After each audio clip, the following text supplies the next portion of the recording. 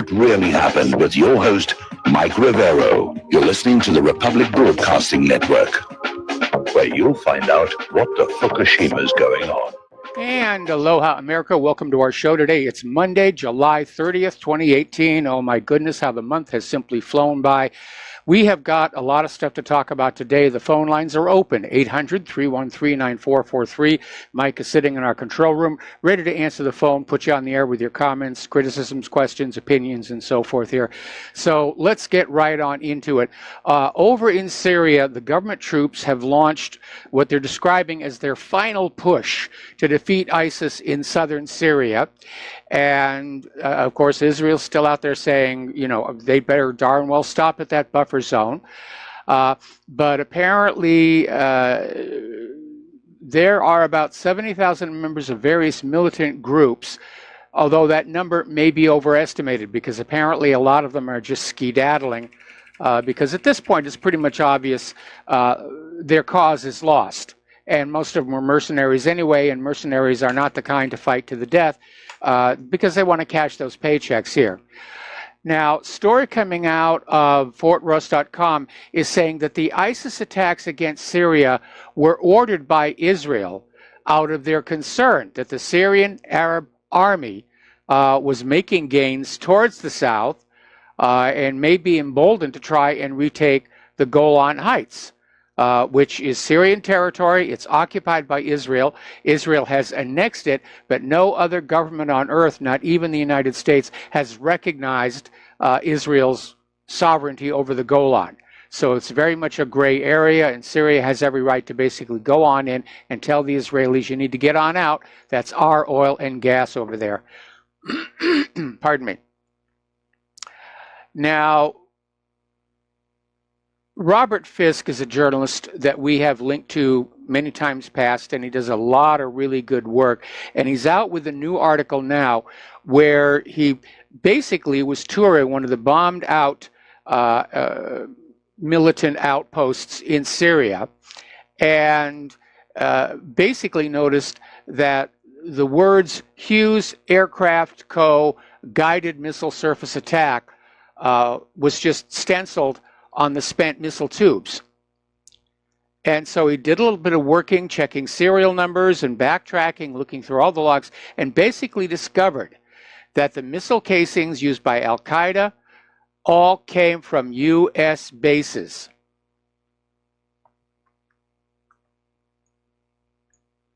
So, now what we're talking about, of course, are these hand-launched missiles that come in a tube or a case. The missile is fired and the case is simply thrown away. But they carry serial numbers and other identifying information, and that's what Robert Fisk used. So yeah, Al-Qaeda was working for the United States. No big surprise to you. I know that you're all smart enough to have figured that out a long time ago, even without the revelations coming out from Hillary Clinton's State Department.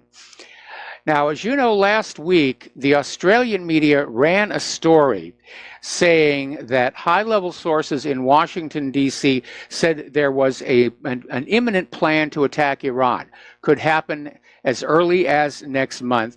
And Secretary of Defense Mattis just was quick to dismiss this as fiction. It's completely silly. And yet, as of today, other U.S. officials are saying that, yes, an attack is being considered right now. And the pretext for the attack is going to be that Iran is backing Yemen, and Yemen is a threat to the flow of oil coming out of the Middle East. So the U.S. has a duty to protect that flow of oil.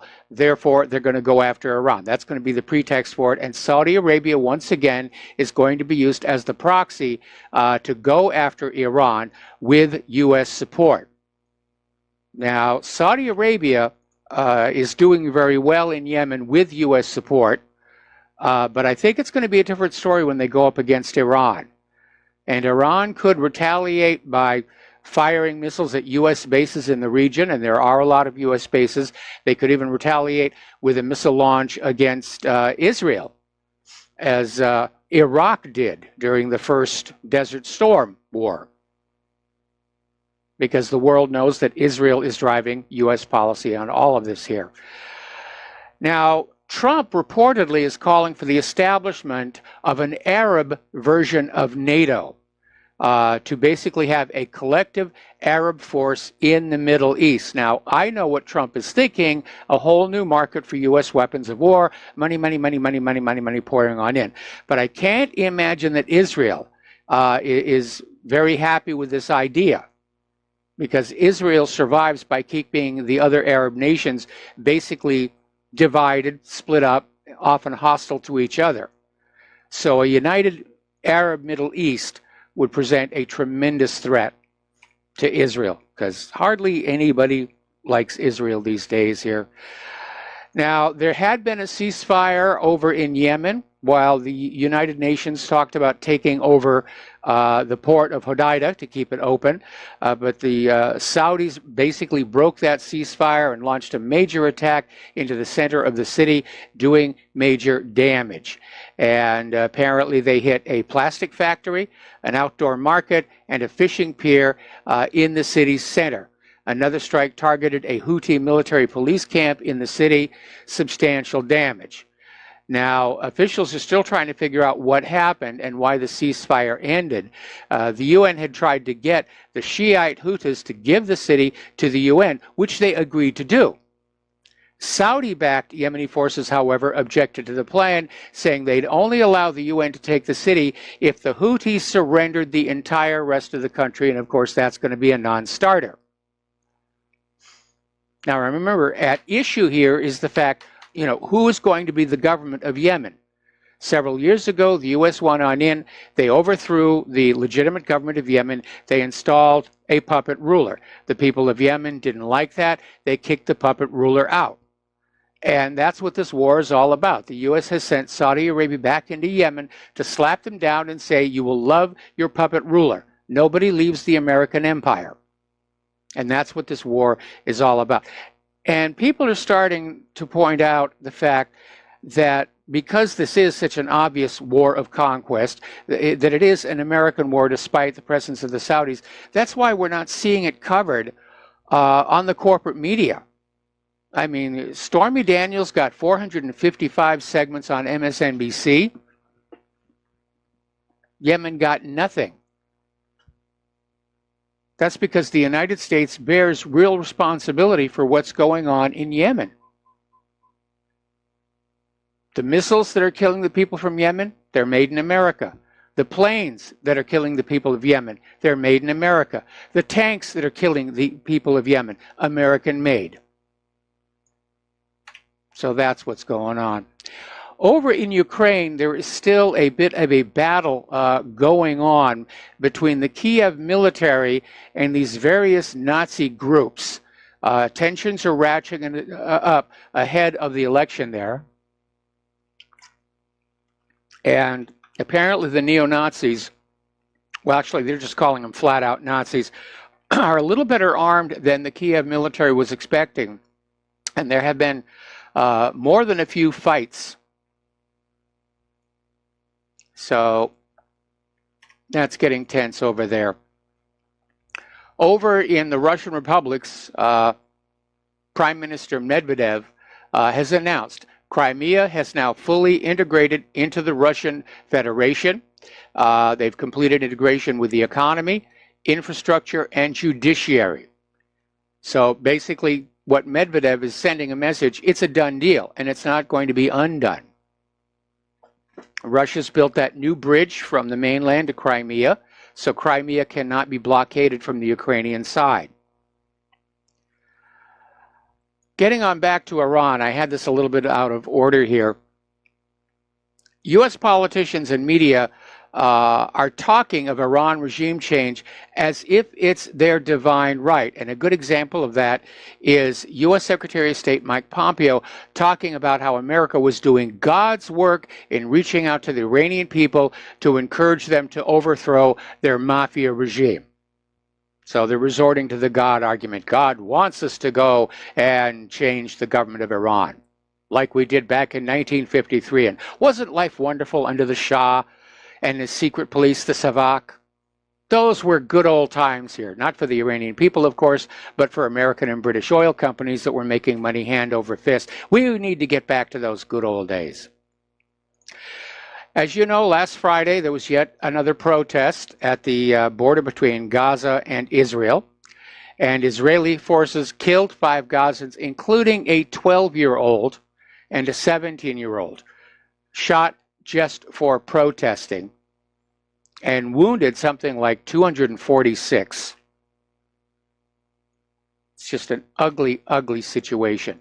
Now, as you know, the Freedom Flotilla was making a largely symbolic attempt to run the blockade around Gaza, and the Israeli Navy basically stopped them 70 miles from the Gaza Strip shore. And they basically took over the ship, arrested the crew. Apparently there was some violence on board. Some of the crew members, volunteers, got tased, and they've all been taken away over to Ashdod. And whether or not the aid that was in the boat will actually be delivered to Gaza or not, nobody really knows. In one of the earlier Freedom Flotillas, the aid was basically stacked up on the dock and allowed to sit there until it was too rotted to be of any good. Then Israel sent it through the gates. But here's the point. 70 miles from the Gaza Strip puts this incident in international waters where maritime law applies.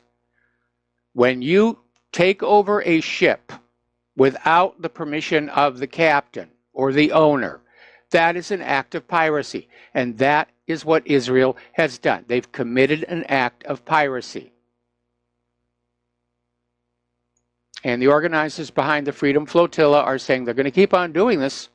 They're going to keep on calling attention to this inhumane treatment of the Palestinians by the nation of Israel.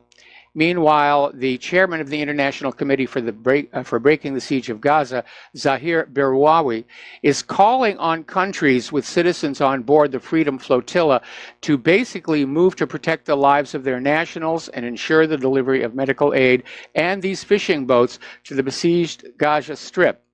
See, every boat that they took down there, they intend to leave there for the Gazans to fish with, to help feed themselves.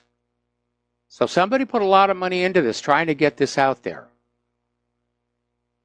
And there is a concern. You know, people have died on these before. 10 of the activists were killed on the Mari Marmara. Now, a little bit of good news has come on out, is that Ahed Tamimi, who was, along with her mother, thrown into prison because Ahed slapped a fully armed Israeli soldier who was basically behaving very rudely to her family.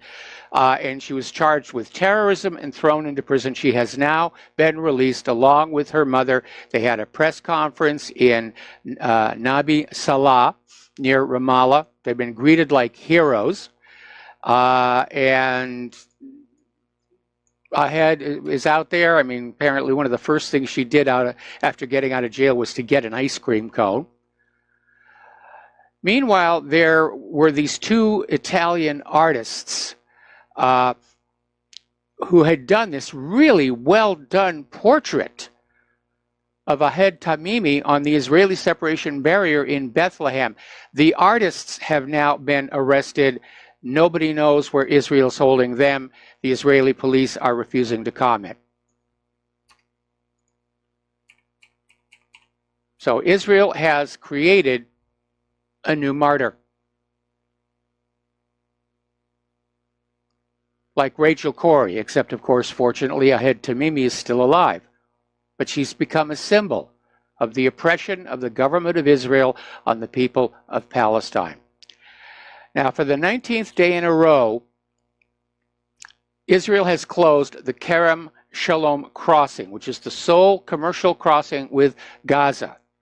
And so basic goods are just not getting into Gaza, and as a result, Gaza's businesses, ordinary businesses unconnected with Hamas, are suffering huge economic loss. Now, the Gaza economy is already in dire straits from the blockade and Israeli policies. But this is Israel again exacting collective punishment on the people of Palestine, and that is a war crime. Yet again, a group of Jewish settlers has set fire to Palestinian property in the village of Jalud on the outskirts of the occupied West Bank city of Nablus. And witnesses said the settlers set fire to Palestinian farmland as well as a house which was severely damaged. At least 2.5 acres of wheat was also burned. The settlers also cut down dozens of Palestinian-owned trees in the area. No fatalities were reported. Now, as you know, at the end of last week, North Korea returned some 55 boxes with what are presumably the remains of U.S. and other UN forces who died at the start of the Korean War. And officials are saying this is showing that North Korea wants to improve relations. They took down that rocket testing stand. They returned the remains here. And there's another very subtle signal going on out. Prior to all of this tension, Kim Jong-un, when he would go on out, he would tour the military factories and places where the weapons were being prepared. That's all changed now. Kim Jong-un is now touring North Korean farms and civilian factories. And it looks like he is thinking that it's time to seriously address the economic hardship of the people there. And I still think that Kim Jong-un is considering going along with Moon Jae-in and reunifying Korea, at which point Kim Jong-un won't need weapons of deterrence against the United States, because the United States is not going to invade all of Korea without a really good reason here. Things are calming down so much. Japan is talking about standing down their missile interceptors that they put on up when all that tension was going on. Now, we've been talking about the high cost and the poor quality of America's military weapons. And apparently, the aircraft carrier Gerald R. Ford has suffered yet another failure in its powertrain. It's going to cost about $30 million to fix. And apparently, there's an issue with the aging aircraft we already have, the F-18 Super Hornets. Now, the Navy is ordering 18 new aircraft. Kuwait is ordering 28. But Boeing is making a lot of money trying to modernize and extend the life of all the existing F-18 jets. The Navy is referring to it as a severe readiness hole. So the money is flowing into the weapons. It's not flowing into our schools, it's not flowing into our hospitals, it's not flowing into our infrastructure, but boy, it's flowing into the weapons. Reminds me of that wonderful quote from George Bernard Shaw. There's nothing in man's industry but his greed and his sloth. His heart is in his weapons. And it certainly is true. All right, let's turn to the domestic politics because there's a lot going on there. Devin Nunes is out there saying that the Department of Justice and the FBI are stalling turning over documents in the hope the GOP will lose the House in the midterm elections, or to be more accurate, the Democrats will steal the House in the midterm elections with all those illegal immigrant voters here. But that's exactly what's going on. If the Democrats get the House of Representatives, you know, the cover-up has succeeded. Everybody's career is safe. The corruption will continue. So it's really important, if you're a GOP voter, you know, get out there on those midterms, because voter turnout on the midterms tends to be low, and the Democrats are counting on you staying home. Don't do that. Make sure you're registered to vote and get on out there and vote. All right, we're going to take a break here for commercials, and we will be right back. And aloha, America. Welcome back to the show here. So Tucker Carlson was out with a report talking about all of this brouhaha over Michael Cohen. And this idea that whether or not Trump knew about his campaign's meeting with a Russian lawyer at Trump Tower. And as Tucker Carlson says, where's the crime? Now, supposedly, this Russian lawyer offered to provide dirt on Hillary Clinton, like there isn't enough already floating around this country.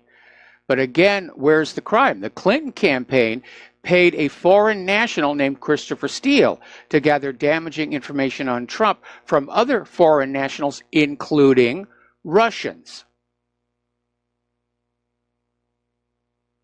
There really isn't a crime there. They're trying to smear Trump with it to make it look like he's evil, that he's colluding with the Russians. But again, collusion itself is not a crime. There's no law against collusion on the books. It just doesn't exist. Now, an interesting little article came out of Russia Today saying, with Michael Cohen as his personal attorney, Donald Trump needs no enemies. And it's basically painting a picture of just how desperate and pathetic this witch hunt against Trump has become. And Trump's personal attorney, former personal attorney, comes along to say, yeah, Trump did this, Trump did that. There was that audio tape of, discussing buying the rights to this former Playboy Playmate story. Apparently, she was out there marketing it, and a media institution had bought it, and Trump wanted to buy it away from them, which is a perfectly legitimate thing. Again, there is no crime there. Now, Trump's attorney, Rudy Giuliani, is saying that the feds confiscated 183 recordings made by Michael Cohen. Trump is only on one of them. But that's the one they wanted. That's the pay dirt. Going to get that on out there. Now, we've talked about Michael Cohen basically having ended his career here. He violated attorney-client privilege. Certainly all of his clients who are now aware he's been recording them, they're not going to trust him any longer. It turns out that Cohen had a vendetta against Donald Trump. This is coming out of page 6. And apparently Michael Cohen just sort of assumed that after Donald Trump won the election, that Michael Cohen, was going to get a job in the campaign and ultimately the White House. In fact, Cohen thought he deserved to be campaign manager when Paul Manafort was kicked out. Then apparently he thought he should be Trump's chief of staff or White House counsel. And people who know Michael Cohen are saying he's very bitter that he didn't get the job. And that may have been the lever that Rosenstein used to basically pry information out of him. Now, Cohen used to tell people he went to law school in Michigan, implying he got his degree from the highly rated University of Michigan. In fact, Michael Cohen graduated from the Thomas M. Cooley Law School, now affiliated with Western Michigan University, and recently ranked the worst law school in the country by the National Advisory Council for Law School Transparency. Which may be why he doesn't really understand how much he's damaged his own career with his actions. Nobody's going to trust him. Nobody's going to share confidential information with him. Cohen's attitude seems to be that once I'm no longer working for you, I can spill your secrets all over the place. Well, nobody's going to hire him in the first place with an attitude like that. What happens in the lawyer's office stays in the lawyer's office. A lawyer with a reputation for blabbing secrets after, the client leaves is not going to see any clients coming in that door. Okay, the Daily Caller News Foundation and Judicial Watch have asked a federal judge to order the Department of Justice to preserve all of former FBI Director James Comey's personal emails that were related to 2 Freedom of Information Act requests. And both groups filed their motion before U.S. District Court for the District of Columbia, Judge Kolar Kotali. Colleen Kohler-Kotelly, who was nominated by former President Ronald Reagan. Now, Judicial Watch and the Daily Caller had to file suit against the Justice Department as part of the Freedom of Information Act requests, which Department of Justice, and for that matter the FBI, are simply refusing to honor, even though the law says non-classified documents are to be given to any public interest groups or interested private citizens who request them. That's the way it's supposed to work. They have no legal foundation for withholding them. They're just trying to drag out the clock. We'll be right back after these few words. Aloha, America. Welcome back to our show here. Now, yesterday, House Intelligence Committee Chair Devin Nunes said the American people will be shocked when the redacted portion of Carter Page's FISA warrant application is revealed. And he said, we are quite confident that once the American people see these 20 pages, at least for those that will get real reporting on this issue, little dig at the corporate media on his part, they will be shocked by what's in the FISA application. He's basically implying the public may soon see an unredacted or at least a less redacted copy. Now, the word that we're getting is the redactions were all about protecting the image of the FBI. And we've got people like Representative Gates is out there saying, what we've got here, what they're starting to uncover is already far worse than Watergate. And they're working really hard to dig it on out. And of course, the Democrats, they're scared. And they are trying to drag out the release of any more information. They're literally betting the future of their party and whether or not they go to jail on retaking the House of Representatives. So it's a guarantee they're going to cheat. They're going to get all the illegals in there they can to vote and vote Democratic, and they're going to try and steal that House of Representatives so they can shut all these investigations down. And then life will go on as it has been here. Now, there's an interesting article. This came out of Spiked Online. Why young white men are abandoning the Democrats. And apparently, Reuters Ipsos did a poll that revealed Democrats are shedding millennial votes, with support dropping by 9 percentage points just since 2016.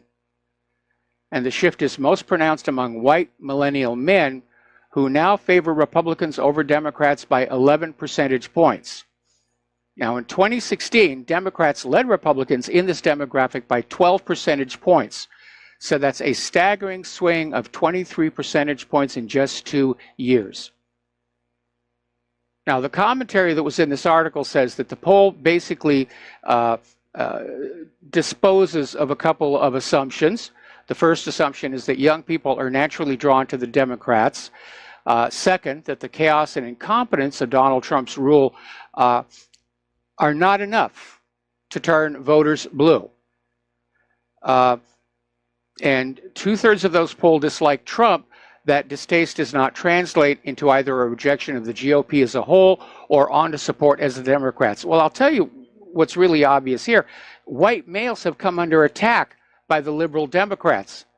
We're being demonized, we're being marginalized, we're being accused of all kinds of things, constantly smeared. We've become the new scapegoat group for the liberal Democrats. So, of course, why would we support them? Now, here's another little article, and this gets right to the heart of it. This came from unheard.com, and it says, liberal smugness will destroy the left. And apparently, they're quoting this Emmett Renson, who did an essay for the Vox website.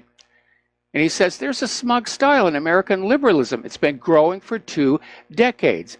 It's a way of conducting politics predicated on the belief that American life is not divided by moral differences or policy divisions, but by the failure of half the country to know what's good for them. In other words, the liberals have this unshakable sense they are right, no matter what the facts, logic, law, or evidence may indicate. It's turned into a cult. And yeah, they are out there with that smug little attitude, we're right, and you're just too stupid to understand us and see the world the way it is. Well, the world the liberals are crafting, of course, as you know, is a world where men are allowed to use the ladies' room, but straws are now banned. So it's getting a little out there. Okay. Maxine Waters is out there again. Basically, she gave an interview to CNBC last Wednesday on which she urged even more riots against President Trump and anyone who supports him. And then she responded to questions about her intelligence by saying that any criticism of her intelligence is rooted in racism. So she went on to say, I think he's dangerous. I don't know why people take it. I think people should be out in the streets screaming to the top of their voice, do something, make something happen. Now, incitement to violence is a crime. And under the Supreme Court decision, Brandenburg versus Ohio, it is not protected by the First Amendment. Why is this woman not in handcuffs? Why are all these liberal Democrats and has-been celebrities basically out there screaming and calling literally for the death of the president? And they're getting away with it, and the corporate media is giving them airtime for it. It's obscene.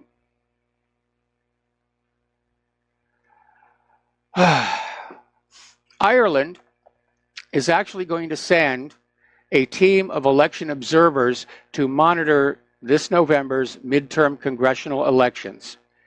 And this is a reversal of its previous position that it did not focus on monitoring the conduct of democratic elections in the EU, the US, or Canada. Well, it's good that there's going to be some monitors. We need a lot of monitors. But as long as we have those electronic machines, whether it's the voting machines at the polling places or the electronic machines that count the ballots, monitors can't see inside to know that what's going on is honest.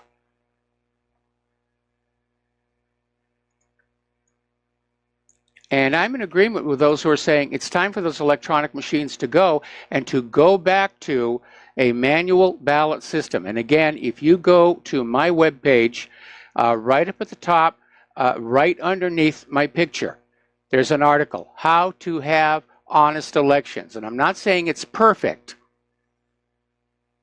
but it's a lot better than what we've got right now. It's going to make it very easy to spot election fraud. It's going to make it very hard to commit election fraud. That's the complete reversal of our current system, which seems designed to facilitate and then conceal massive election fraud. And it's time to stop. We're not going to get our country back until we get honest elections. That's the necessary first step. Well, apparently TSA, deciding that they don't have anything better to do, are now surveilling ordinary, law-abiding American travelers with air marshals. It's a new program called Quiet Skies, and it monitors U.S. citizens with no prior criminal record and who don't have any red flags when they go through security. These are people who TSA at the gate is saying these people are okay, yet they're still being surveilled and spied on. Now, according to a TSA memo cited by the Boston Globe, who wrote this article, the people being surveilled and following the program are not under investigation by any agency. They're not in the terrorist screening database. It's just ordinary people like you, like me, who have done nothing wrong, and the government still wants to spy on us. George Orwell, pick up the white courtesy telephone. So let's talk a little bit about the economic news. Over in the European Union, the European Commission has decided to back off on their war on cash. basically admitting that physical cash is not quite the source of all evil that many EU institutions, including the Commission itself, had made it out to be. And it's basically abandoned its war on cash. And basically, they concluded cash restrictions would have little effect on terrorist financing. Cash restrictions could be useful in combating money laundering, but are of limited help against tax fraud.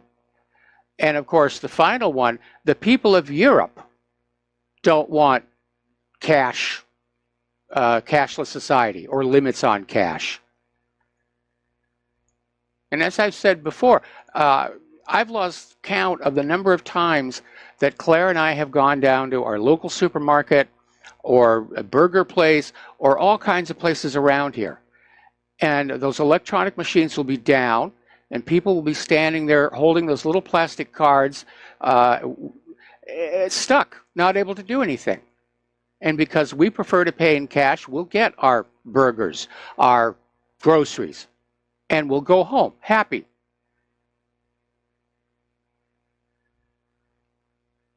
All right. Article out of Zero Hedge, why Americans are about to experience sharply higher prices. And basically, they're talking about the fact that the price jumps linked to the tariffs are already starting to hit the consumer level. And I know this because yesterday I had to go down to the Office Depot and buy some office supplies, and the prices had really jumped by about 20% because so much of what we buy is still being made in China and not produced here in the U.S. So we're already starting to feel the pinch. Apparently, Donald Trump is a big fan of Coca-Cola, and he's going to be paying a little bit more for that six-pack because of the tariffs on the aluminum that goes into those cans. Now, as you know, and I realize I'm not supposed to say that it's racist or something, but Russia has been selling off its U.S. treasuries. It's buying gold like crazy. At this point, they have sold off 80% of their U.S. treasuries. They're moving out of the market. They're not a major player in U.S. treasuries. A lot of countries are doing that as well. Presumably, the Federal Reserve is trying to buy them all up with instantly created money. But Russia has now bailed on 80% of their treasuries. They're now the world's largest holder of gold. In fact, the level of gold reserves in Russia is approaching the Stalin-era record. They're getting ready to cut their dependence on the US dollar. A lot of countries are. Now, over at Tesla, boy, it's just one thing after the other, after the other, after the other. There's another lawsuit for Tesla. And according to Bloomberg, 3 former retail employees of Solar City, the solar panel installer acquired by Tesla in November of 2016 under controversial circumstances and allegations of less than arm's-length dealings between related parties, have sued Tesla, alleging that managers discriminated against them on the basis of age or sexual orientation, resulting in their termination this year. And according to a lawsuit filed in a San Diego state court, one plaintiff said he complained to management, including Musk, about harassment related to his sexual orientation. He was subsequently fired on May 31st. A 59-year-old plaintiff is suing after being fired and then replaced by a significantly younger individual that was less than 30 years old. Now, I don't know the actual circumstances of what's going on. I do know that a lot of retailers are engaging the practice of letting go their higher paid workers, who also tend to be those with more seniority, and replacing them with lower paid workers. I remember we used to have a Circuit City down here at the bottom of the hill. And as you know, I loathe Best Buy. So I used to go into Circuit City all the time. And the staff at the time was friendly and knowledgeable. I could go on in and speak tech to them, and they would speak tech to me. And then all of a sudden, I walk into Circuit City, and it's a whole new staff of kids. And I'm trying to talk to them about what I need, and I just get a blank stare back. And not surprisingly, that Circuit City is no longer there. It's been replaced by a Bed Bath & Beyond. Now, Zuckerberg and Facebook have been slapped with a lawsuit for failing to warn investors of slowing growth. Apparently, the warning signs were out there. There had even been accusations that Facebook executives were dumping their own stock weeks before the big kaboinga that happened last week. So they're now being sued by shareholder James Koukouris in Manhattan federal court, and it could be the first of many claims over this disappointing earnings announcement. Now, Facebook is also dealing with dozens of lawsuits over its handling of user data in connection with Cambridge Analytica, and many of those lawsuits have been consolidated in the federal court in San Francisco. So Facebook is in trouble, and they did it to themselves with this idea that they had some kind of a right to try and meddle with the political process by censoring conservatives and promoting liberals, that they could spy on us who are using the site and sell that data inappropriately. So Facebook's user numbers are way down. Article out of Lizadissu, basically talking about how business tax payments plunge while workers pay more.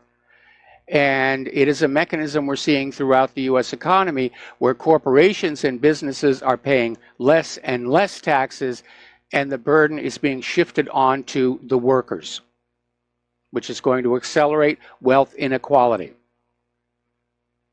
Now, Jeff Bezos has come on out with, well, actually, the Washington Post came on out with an article written by Roger Lowenstein, and it says, you know,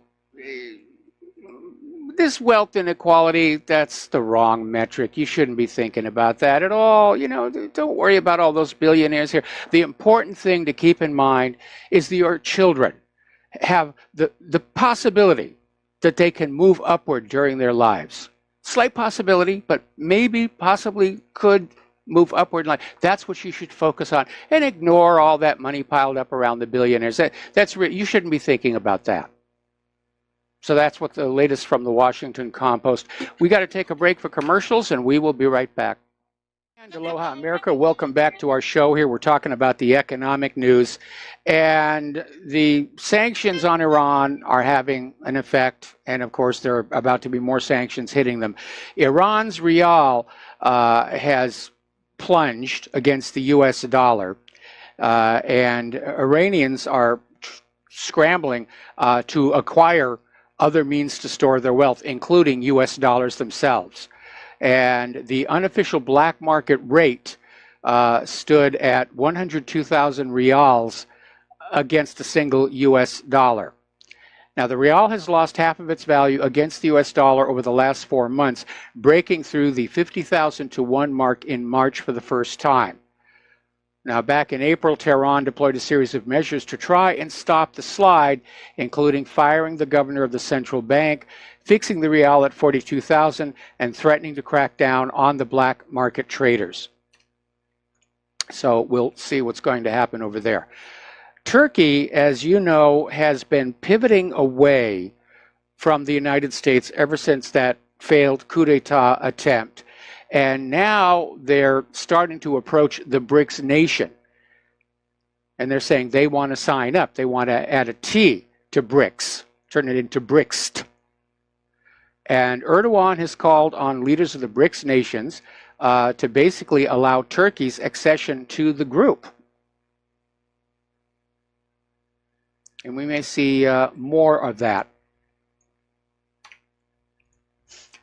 Over in Iran, Hossein Ashuri, who's the deputy director of the Islamic Republic of Iran Railways, was in an interview in Sputnik News saying how the sanctions imposed on Russia and Iran are not going to have an effect on relations between the two countries. If anything, it's going to drive them together, and will not affect the planned Russia-Iran railway project.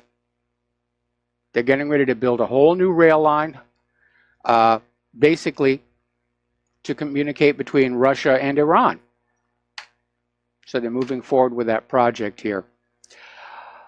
Over in Great Britain, there is more and more talk of a hard Brexit. The Remainers are still out there saying, no, no, no, we've got to kiss and make up with the EU.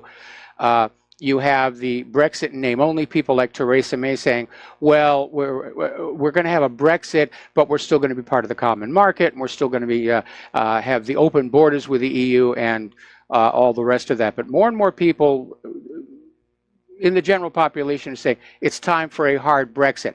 Now, if that were to happen, if the Brexit happens and there's no deal with the EU, Britain is going to be cut off from a lot of supplies that they normally would get from the EU. And they're already starting to stockpile critical materials, and the Army is on standby to deliver key supplies of food, fuel, and medicines in the event of a no-deal scenario. This is something that they usually reserve for civil emergencies like severe weather, where the far-flung parts of the UK are basically cut off. So they're making plans to basically go ahead with a hard Brexit. All right, we're going to take a break for station identification. Back with hour number 2 after these few words.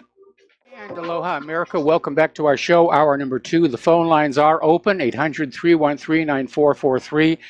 And we're talking about the furor over Brexit, where the Remainers still want to remain. They're screaming, there's got to be a second referendum. We didn't cheat hard enough in the first one. We deserve a second try. You have the soft Brexiteers who are basically aiming for a Brexit in name only, and trying to keep Great Britain tangled up in the EU as much as possible.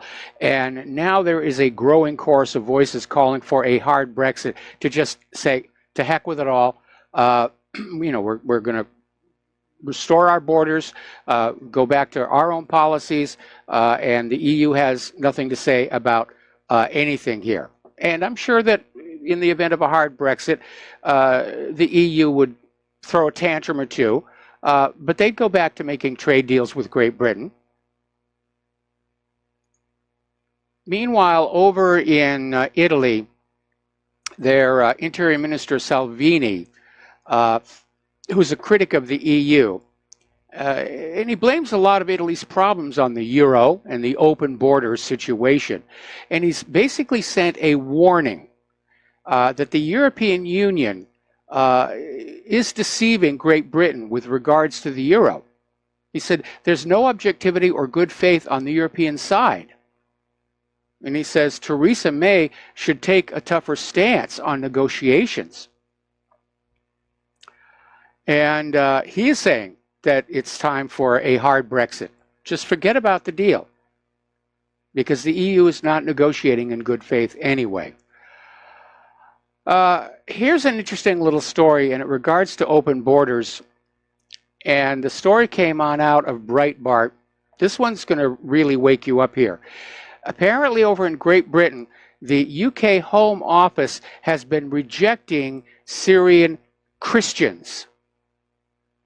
The refugee intake into Great Britain is 100% Muslim. And it's being called a national disgrace. And apparently the Sunday Times was trying to find out what was going on. And the numbers came out of a group called the Barnabas Fund, which is an aid agency supporting Christians persecuted for their faith. And they got the information via Freedom of Information Act, the British equivalent, after a long tussle with the Home Office.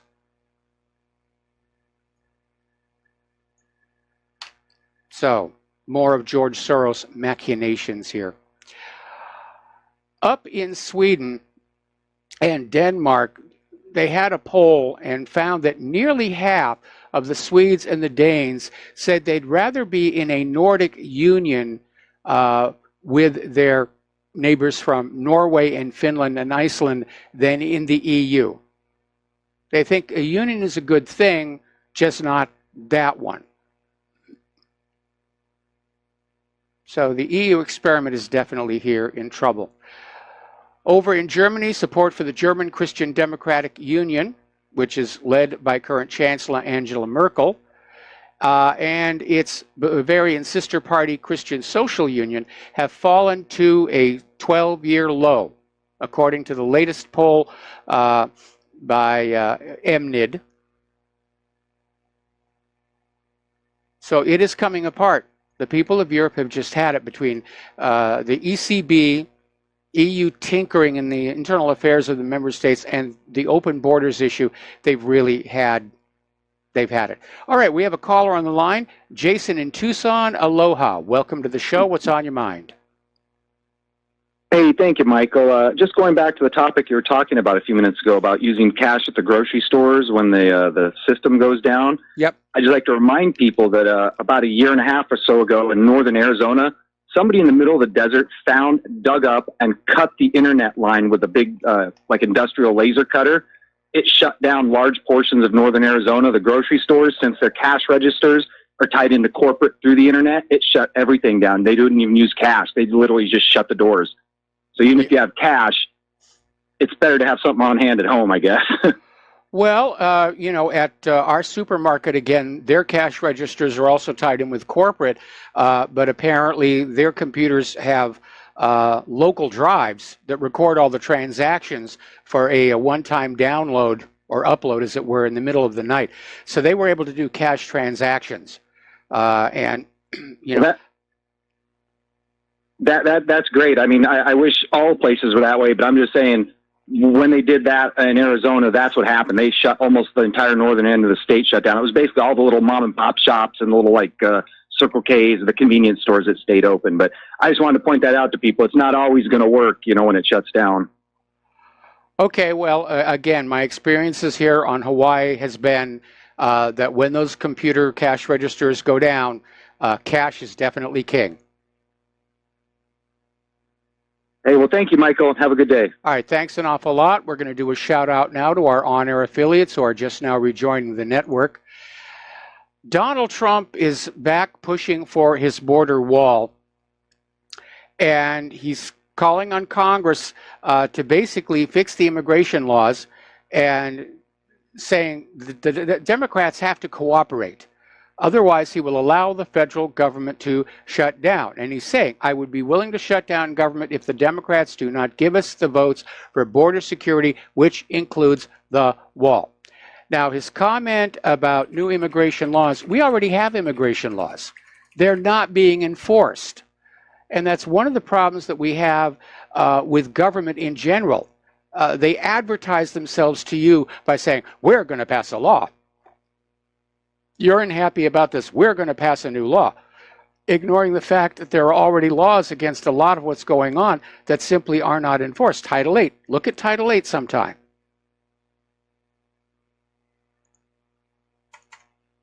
If Title 8 were being enforced, Trump would not need a border wall.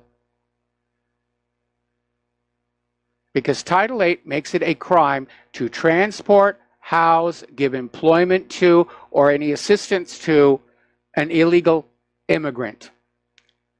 And if that were being enforced, if enough people went to jail over that, the financial incentive to the illegals would dry up. That's all it takes to stop the problem, is simply say, if you're an illegal immigrant, you are not entitled to free stuff at taxpayer expense. You're not allowed to work. You're not allowed to have housing. You're not allowed to have anything at all. Just go home. That's it. Meanwhile, Maxine Waters is out there saying that Trump is only bluffing and he's bullying, about this government shutdown over the border wall. I don't know, Maxine. I wouldn't call his bluff on this one. I mean, the immigration problem is out of control, both here and in Europe, and look at all the damage it's doing. Now, Democratic Representative Ben Ray Lujan who is the Democrat Congressional Campaign Committee chair, was interviewed on This Week. And Martha Raddatz pressed him on the question of whether Democrats really want to abolish the Immigration and Customs Enforcement. And Ben Ray Lujan just ducked the question. He avoided it twice. And at the end, Ohio Republican Representative Steve Stivers pointed out to Martha that Lujan did not answer the question. And Raddatz agreed. The Democrats are desperate to flood this nation with illegal immigrants. They're going to offer them all kinds of free stuff that you are going to be forced to pay for so they can get their votes. That's it. From the Democratic point of view, they're fighting for their careers, their freedom. They want that House of Representatives in order to shut down all of these investigations. So, come November, we're really going to have to push to get out the vote for the Republicans. Any Republicans, I don't care which one. Just get out and vote Republican. Now, over in Kentucky, a Democratic candidate, Hank Linderman, who's challenging Representative Brett Guthrie in November, has come on out demanding amnesty for all undocumented immigrants. And he's out there saying, I'm calling for action to help the millions of undocumented people already working in our communities, serving in our military, and raising families by granting amnesty. Well, I'm sorry, Mr. Linderman, they shouldn't be working in our communities. That's a Title VIII violation. And the military has started letting the illegal immigrants go. They canceled that program. And they shouldn't be raising families here either. They're plopping out the kids in order to have an anchor baby.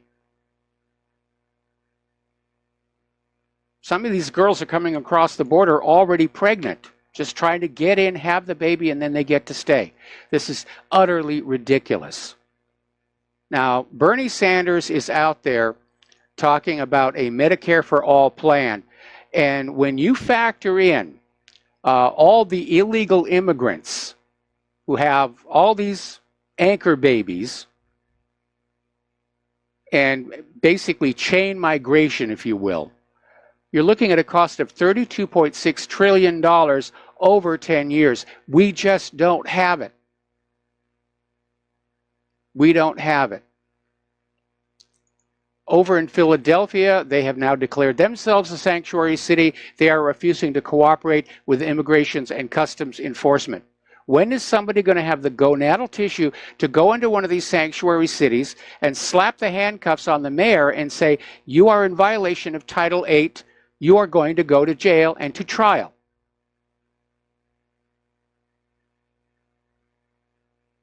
I mean, we all know what's going on. Even Tucker Carlson was out with an episode on how the Democrats are working to steal the 2018 and 2020 elections by using illegal immigrant voters.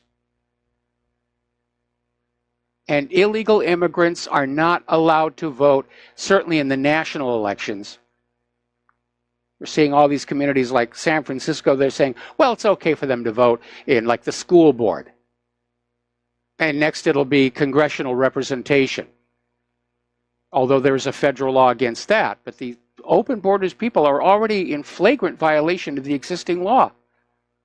The fact that it's, you know, there's a federal law against having an illegal immigrant vote in a national election won't stop them. Because without voter ID, there's no way to know that somebody is an illegal immigrant. And that's something else that we need to be doing to try and get this country back under the control of the American people. An honest election system and voter ID so that only U.S. citizens vote. Because that's the way it was set up. That's the way it's supposed to be. We're not supposed to throw open the gates to the barbarian hordes and have them come on in and vote themselves all kinds of bread and circuses at our expense, which is exactly what's going on. Because that's the lure the Democrats are using. Vote for us, we'll take stuff away from those white people and we'll give it to you.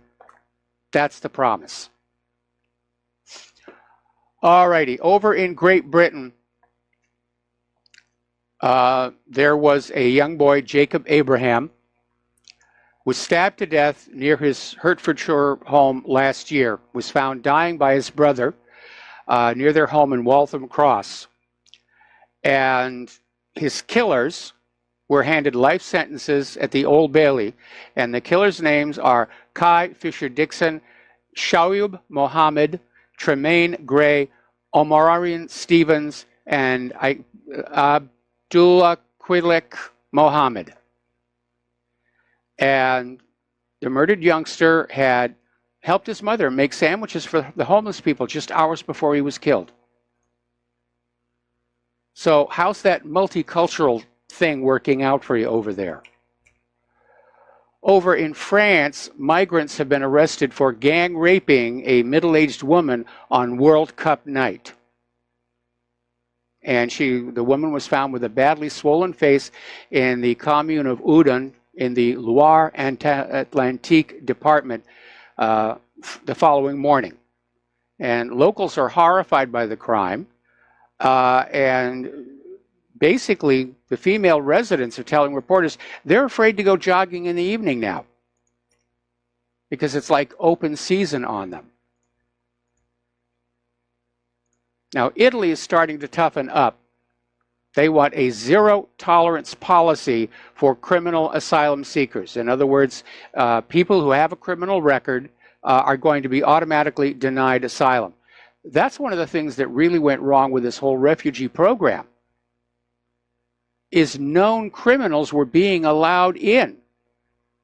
And you think, what, coming across that border into Europe, they will see the light and they will change their ways.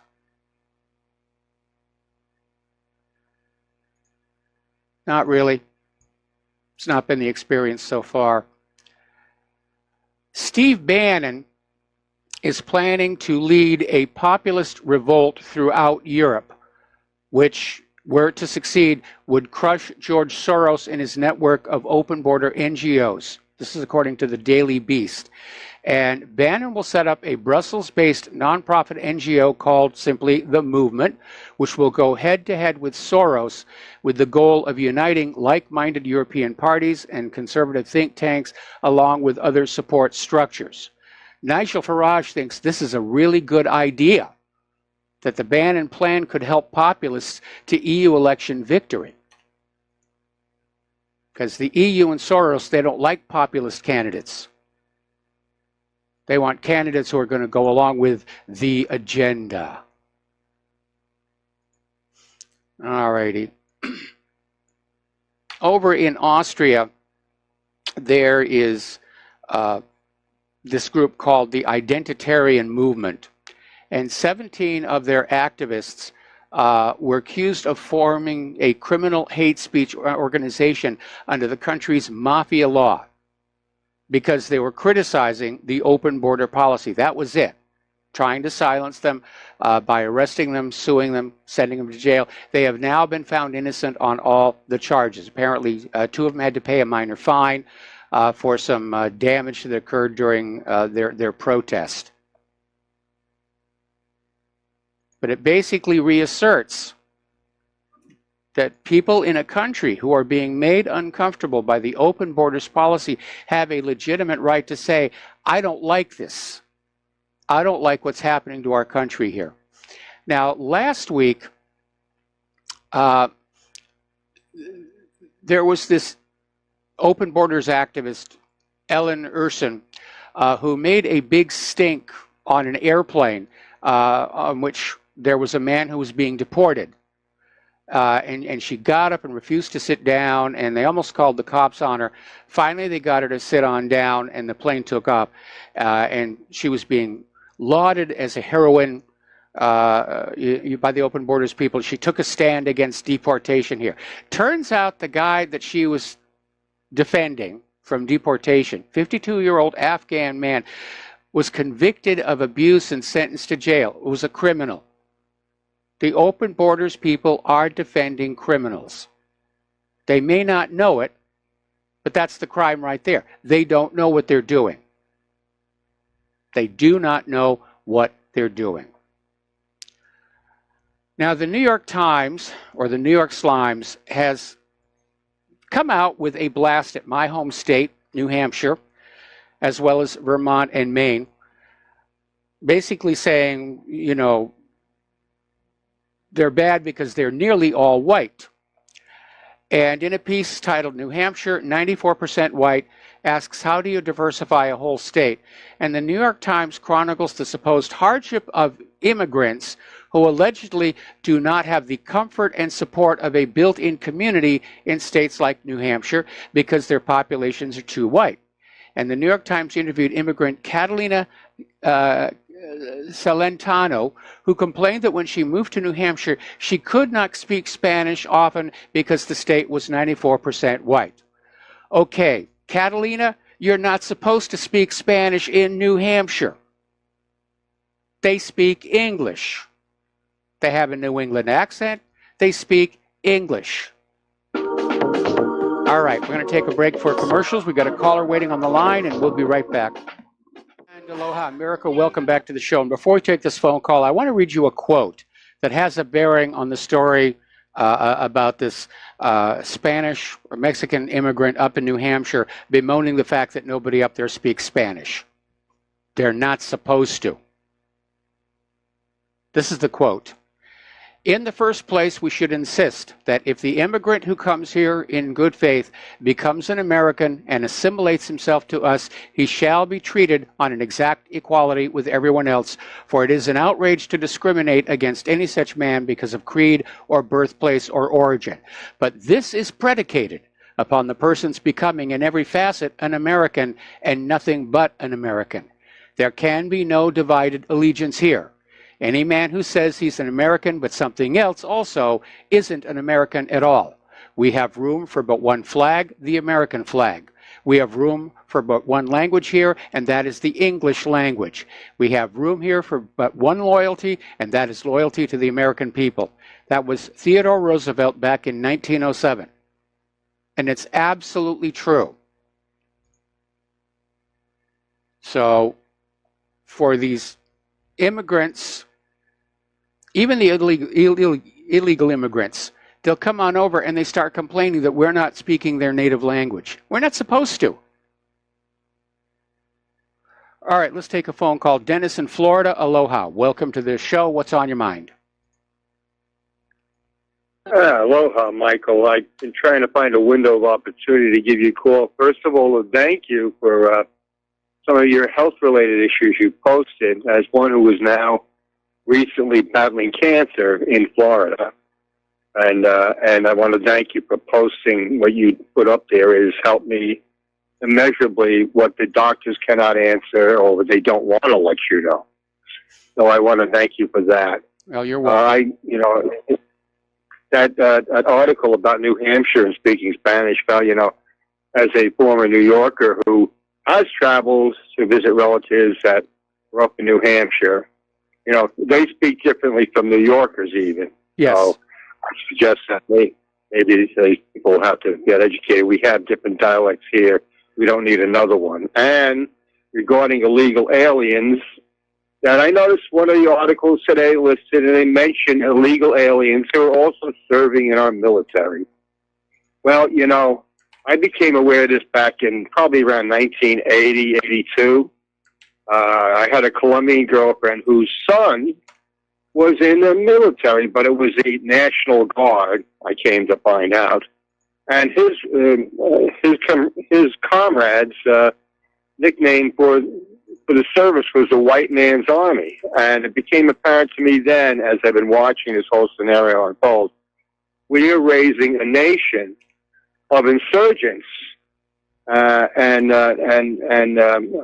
might say, I'm looking for the word. What would you call Hessian soldiers? What do we call Hessian soldiers? Mercenaries, yes. We are inhabited by insurgents and mercenaries that we have brought into our own country and trained them militarily. Whereas, unless you're from like Georgia or down south, which a lot of your southern youth are very encouraged to join the military. A lot of New York kids aren't, and so we're seeing a decline in the so-called Caucasian members of the military, whereas this foreign mercenary force is building over the last 30 years. Well, What do you it's think come about to an that, end. Mike? It's come to an end because these illegal immigrants were lured into the Army by a program that offered them citizenship at the conclusion of their tour of duty. But the program got canceled. Apparently, the military decided that these illegal immigrants were just marking time to get their citizenship, and they weren't really committed or capable fighters. So the program ended, and now the Army is basically discharging all of these illegal immigrants. I just hope the damage isn't already done. One more quick note, Mike. Everybody's talking about Trump threatening to shut down the government over immigration. I think they took his comments out of context. From what I heard him, the way he explained it, let's shut down the immigration. And I think that we need to explore that further. And that's all I want to say. And just to say thank you again, Michael. Your articles have proved invaluable to me. Well, I'm very glad that they were helpful, and good luck with your recovery. Thank you. Bye-bye now. Okay. We've got more callers waiting on the line, but we're coming up on a commercial break, so I'm going to put them on hold here. And again, we have this bizarre liberal academia where using the phrase, as you know, is now considered being white and racist because it's leading to self-doubt in those people who don't know. Well, there's an easy fix for that. Don't ban the phrase, study harder. Actually teach these kids what they need to know instead of filling their head with all of this nonsense about which restroom to use. We're going to take a break for commercials, back with phone calls after these few words. Aloha, America. Welcome back to our show here. We're going to go back to the phones. Francis in North Carolina. Aloha. Welcome to the show. What's on your mind? Hello, aloha to you both. I've got a bit of a stickler with you that didn't make any logical sense for someone who's highly illogical. And you probably covered this a while back. I just do not recall. So you'll have to bear with me for a moment, my dear. For one thing, someone who is illegally immigrating here in the U.S. from another country, obviously south of the border, as it were, not to make a bad pun out of it, cannot go and just automatically put in for voter registration just to vote or whatever have you. They're missing something in the process. What that is? Well, actually, in many states like California, when they apply for a driver's license, they're automatically registered to vote. And there is no mechanism there for, putting their immigration status either on the driver's license or the voter registration. And you can bet that probably the Democratic operatives are going through the neighborhoods where the illegals are and registering them to vote. Okay, as I was about to say was, regardless of what political party is going out and doing the shenanigans, the fault of the whole situation resides with the DOT. I don't care what state it is. Because unless the person goes to the DOT and gets a state-approved ID, let alone a driver's license, they cannot put in for voting. So even if a political party goes and tries to pull that maneuver and obtaining that for them, then that political party is running afoul of the legal state law. Yeah, they are. So quite frankly, a lot of them need to be pulled as a result, or what is it called? I'm trying to find the word for it when you nullify such a legal document the DOT issues, for that matter, so the person can go and conduct their everyday life or whatever have you, whatever it might be, and so forth. Now, if the state of California, let alone Arizona, New Mexico, and Texas, obviously south of the border or whatever, or even Florida for that matter, mind you, are issuing these things illegally, then that state is at fault. They need to clean up their act, regardless of who the politician is pulling the strings in behind the door, for that matter, for these things to occur. And for the people that are being given this stuff, they need to be escorted right back to where they came from and say, okay, you want to be a U.S. citizen? Then go through the legal channel and do that. Just don't go and think that you're going to get issued this by some politician and welcome to the grand old U.S. of A., which it's not anymore. So with that said, I'm out of here. All right. Well, Francis, before you go, you need to understand that Yes. quite a few states do not require people to be legal citizens to get a driver's license. And that's the loophole. And they're coming on in. And like I said, in California, when you get a driver's license, you're automatically registered to vote. And what's really amazing is the hoops they make us legal citizens jump through to renew our driver's license. We got to show a birth certificate. We got to show a Social Security. Hang on a second. Did you forget about one other documentation that they have to have on them in order to come into the U.S. or upon entering the U.S.? It's called a green card. Unless they change the color of it, they have to have some sort of documentation saying about where they're coming from, who they are, and so forth before they can even go to DOT. Unless I mistakenly miscalled it a green card or something else. But they have to have some sort of issuance of some ID card in order to come into the U.S. Otherwise, how to get past the border?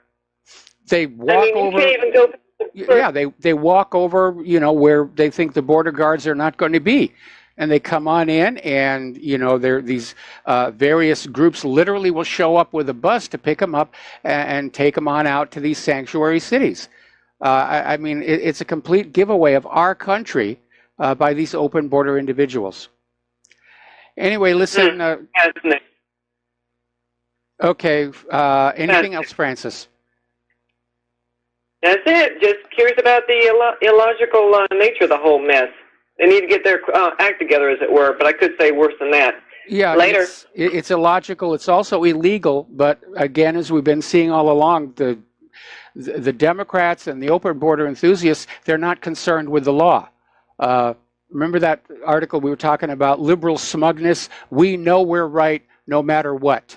And there's a lot of that at work here, where they're trying to equate open borders with the ending of slavery and saying, well, we knew that slavery was wrong even though it was legal, therefore we're justified in defying and violating this law, which discriminates against non-citizens. That's what borders are supposed to do. There is a legal way to become a citizen in this country. Just walking across the border is not it. All right, back to the phones. Dustin in New Jersey, aloha. Welcome to the show. What's on your mind? I got to change. So it's not just liberals. It's like they're just all globalists. Because John McCain's not liberal, but he's for open borders. Yep. That's why he keeps getting elected. I mean, it's what Mike, as you know, Mike, with the BRICS, Erdogan himself said it's time to add a T to the BRICS. Now, how they're going to add that? Wow, you're seeing a serious shift now. And I said Turkey is a very important country because of the Bosphorus Straits. Yes. Right? So, I mean, them and Germany, man, I'm telling you, they're probably going to flip because it's just economic sense for Turkey at this point. If they join BRICS, man, let me tell you, because I looked at a couple of economists they were very shaky on the BRICS of how it was going to do, and they came out and said it's doing better than they would have ever imagined. So it is moving forward, and the Shanghai Co-op. So there is a changing guard going on. It might not happen as fast as we want, but it is happening. Yes. And Mike, did you see that Iran might be using cryptocurrencies? To evade the sanctions. Do you think that's going to work, the cryptocurrencies? I think it could work. I think all Iran needs to do is find out ways to complete financial transactions that don't go through the SWIFT system or through the U.S. dollar, and the sanctions become impotent. The sense I'm getting from all of these countries around the world is they're pretty much fed up with the U.S. throwing its weight around with these sanctions. And remember, wasn't Turkey buying oil from Iran in exchange for gold? So they can do their own deals. Like, I don't understand. Like, the sanctions are only the U.S. puts on, right? Well, the U.S. tries to get other countries to go along with the sanctions or recognize the sanctions, and in the past, most countries have. Now they're starting to bridle at that, which is why Trump and Pompeo are having to arm twist the European Union to go along with this, because the EU is being harmed by all these sanctions against Russia, and they're going to be harmed by sanctions against Iran. And the EU is already in enough trouble as it is, and they're really kind of fed up with that. What about Iran joining BRICS also? Because, China and Russia, between them, Iran, Turkey, I mean, there's a lot of trade to go between them. So, regardless of what the U.S. or the EU puts on them, China is like, Eurasia is like half the world's population. So I don't see a problem with them moving, if the sanctions the U.S. and EU put on them, they still have that other part of the world to deal with. You know what I mean? Yeah, they really do. Right now, India is the largest consumer of Iran's oil, and Germany's actually telling India, keep on buying Iran's oil. You got to keep on buying that oil. And so we're starting to see that this U.S.-centric hegemonic economy is starting to fall apart. And other countries are going their own way. They're using their own currencies. Some countries are resorting to barter to get around the sanctions. I'll give you so much oil and you give me so much tea. That's a good thing, because doesn't that breed entrepreneurship where they internally will create, businesses, and they'll have more employees, and then they'll spread out. I mean, I think that's like Russia, the sanctions help them. Help them to diversify their whole economy. Yeah, actually, Russia bounced back. They had a resilient economy. The oil price war didn't harm them as much as it harmed Europe. But yeah, it sent a message, not just to Russia, but to all the countries on the planet. Learn how to be self-sufficient. Break away from this idea of globalism where all the cars are made in this one place and all the electronics are made in this one place and all the clothing is made in this one place and you're all bound together by all this global trade. People are seeing that's now a broken political model, and they want to go back to being self-sufficient, independent nations. And that leads me, Mike, to the $14.2 or $14.5 billion left of Russia's treasuries that they have. Now, that's got to be a warning sign for the United States, because once they go get rid of them all, I don't think it'll ever buy them again. I really don't. I don't think they will. I think most investors understand there is a treasury bond bubble. And the U.S. government is basically struggling to make those payments on those treasury bonds. And the yield curve has inverted, which usually signals a recession. But I think these other countries are realizing these bonds are, in fact, quite risky. I think China's got, what, $1 trillion left, 1.2 maybe in treasuries. But what is it? 1.3 trillion. If they were to dump those all at once, that would be the end of it. But you do know that they're not buying properties here commercially. They slow down big time because it's a bubble also. Yes. So they're all getting out now. Yep. It's just not being advertised. Hey, Mike, real quick, did you ever heard of, I want to switch gears on something called photonic radar? Yes. The Russians are working on, and yes. It uses laser pulse. Yeah, I don't really understand. There's not too much information on it out there. I can't find. But I don't know if you can explain a little. I'll get off the air and listen.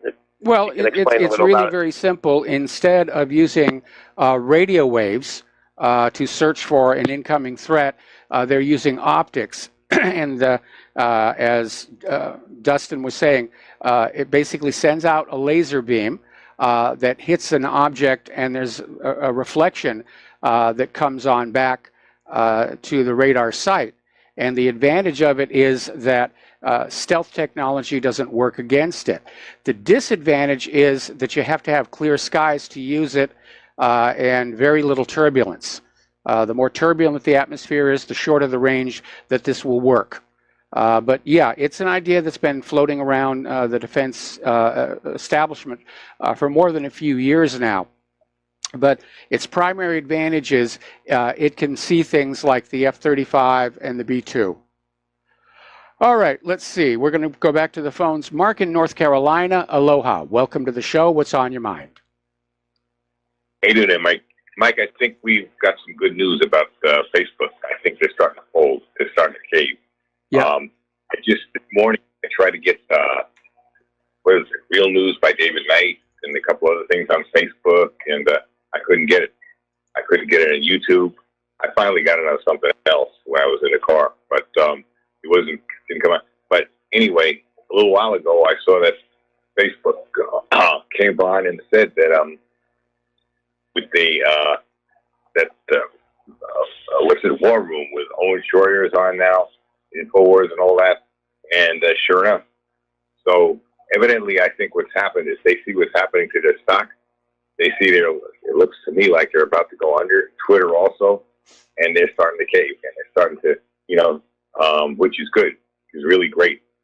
Nothing like cutting off that money to really start making these people perform.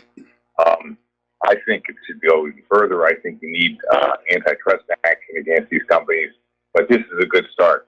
This seems to be, maybe finally Zuckerberg got the message when, he looks at the stock plunging, what was it, over 25% or something like that. I think it went down again today.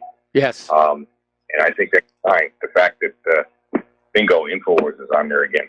So, what do you think? Do you think I'm right or what? I think it would be nice if corporate social media would go back to respecting the First Amendment and stop playing God with American politics. I don't know if this is a real reform or it's a temporary Band-Aid where they're going to try and, not censor and be balanced for a little while to lure their user base back. Then as we get closer to the midterms and closer to 2020, they'll be back to the same old things. But you're right. Zuckerberg is facing a stockholder revolt. They're calling for him to resign as chairman of the board. We had that poll last week that we were talking about where people are starting to say Facebook could vanish as quickly as MySpace did. Right, that's what I would think. I told my son that. My son's a lot smarter when it comes to business things than I am because he majored in that in college recently, and he says, no, it's just totally different. It's not different. MySpace went out of business because they weren't doing what the customers wanted, and that's exactly what's happening now with Zuckerberg, and it's also happening with Twitter. Yes, Twitter, I understand, is really hitting the dirt too. Now I'd like to see Google go down because they're the ones who operate YouTube, and YouTube is really out of control what they're doing, the kind of games they're playing. See, I know how to transverse it because I look for certain things on YouTube and I find it because a lot of times you can find it on somebody else's or something like that. If I'm looking for you, a lot of times I'll find you on Richie Allen. If I'm looking for Richie Allen, I can find it on you. But they always are. But I noticed they're always playing these games, trying to hide things. So that's got to stop too. We got to bring these people down. We got to bring them. Either they're going to cooperate and respect the First Amendment, or they're going to go out of business. Yep. And because this is at least one good thing is this is still a free enterprise system. And, apparently Ken.com is planning on launching his own censorship-free social media platform, and he's got name value. When is that? He'll be able to pull it off. When is that going to be? I'm not sure when it's going to start, but he's announced that he is, in fact, putting this all together. This is an opportunity for other companies to come on in and make some more money. Anyway, we got to take a break for commercials. We'll be right back. And aloha, America. Welcome back to our show here, hour number 3. The phone lines are open, 800-313-9443. And as I started to say before we hit the station break, over at the New York Daily News, they basically are very liberal there. And they had this hysterical, shrill article a while back that insulted its readership with cheap attacks on lawful gun owners and America's leading gun rights organization. And as a result of that, people started canceling their subscriptions. They stopped buying it off the newsstand. And now the New York Daily News has had to slash its staff because of the loss of advertising revenue. Just like Facebook and Twitter have found out, these kind of actions do have consequences. All right, let's take a phone call from Dave in Missouri. Aloha, Dave. Welcome to the show. What's on your mind? Well, howdy, Mike. Hope you're having a blessed day. Thank you. I've got a couple of things. I happen to be home here. I live in Springfield, Missouri. I was taking a downtown walk today and just happened to, which is kind of a thing I like to do, happened to pass Claire McCaskill's office. So I stopped in to say a word, 3 people there, getting paid, I'm sure, by our tax dollars. Nobody's doing nothing. And my point was, hey, we need to see something from the Democrats except obstructionism. We need to see something productive. If you're a viable party, if you have, an idea, man, we need to hear it now because, all you're doing and the way you look are total obstructionists. You're looking fools to everybody. I know you like the bank money. I've been advised there's things I can't talk about on air anymore, Mike. I think you're aware of that. Yes. I get a little too carried away because I name names. But so the aloofness that I caught in that office. I mean, just the dispassion, disconcern. I mean, it was amazing to me. So I wasted 10 minutes of my time probably. But but what I really called about is I met a great Mexican friend. I made a new friend. Now he's not here legally. He has 2 jobs. He sends his money home back.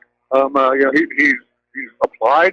He's trying to go through the process, but he's not legal yet. And I was always, until I met this man, I had a different view. But this is such a kind, and Mexican people. I mean, come on. I mean, they're just probably the best people on earth. I mean, if you ever had a dinner with a Mexican family, give me a break. Everybody's there, all 3 generations. I mean, just loving folks. But this was my thought. The CIA has been running drugs forever, and we all know this. The CIA makes the money. Western banks make the money. The Mexican government is shafted and therefore very corrupt. So, I mean, we leave them almost no scraps. Our bankers soak up the drug money, and they have for decades. Everybody knows this is true. And so the Mexican government is therefore, left with scraps and is very corrupt fighting over the scraps.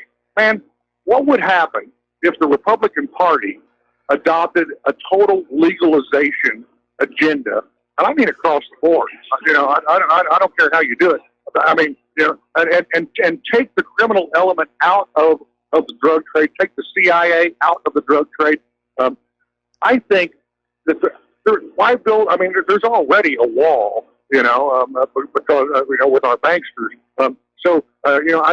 Now I'm thinking, I don't see a need for a physical wall. What I think we need to do is tear down the artificial wall, which really is the drug trade, and take the money out of the criminal element of it, which supports the Mexican government and the cartels.